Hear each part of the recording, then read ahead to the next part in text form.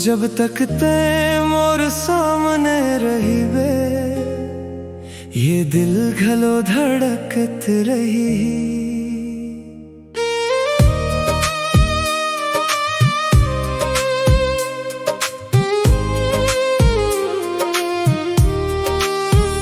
जब तक ते मोर सामने रही वे, ये दिल घलो धड़कत रही।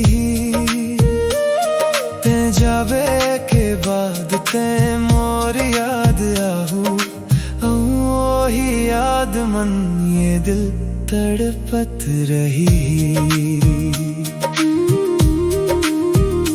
जब तक ते मोर सामने रही वे, ये दिल घलो धड़कत रही।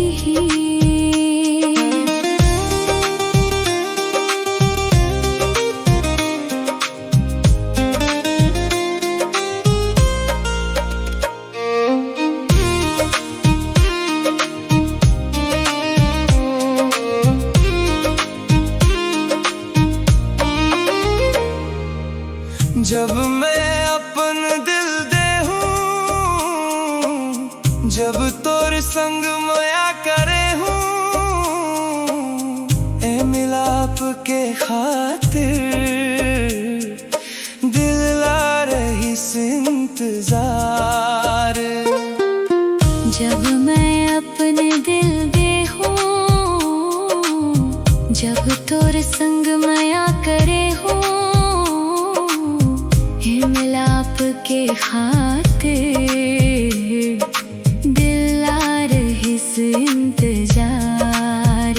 आज ते मिल गए से फेर काबर भर थन।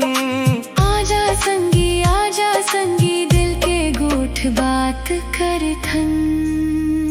दिन ला गुजर जाए दे, सांझ ला ढल जाए दे, जाथस नहीं कहीं ते रात घलो आ जाए दे। दिन ला गुजर जाए दे, सांझ ला ढल जाए दे, जाथस नहीं कहीं ते रात घलो आ जाए दे।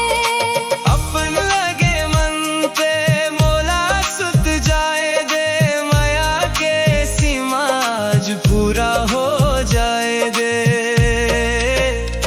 जब तक तय माया नहीं करबे, ये दिल घलो मचलत रही। जब तक ते मोर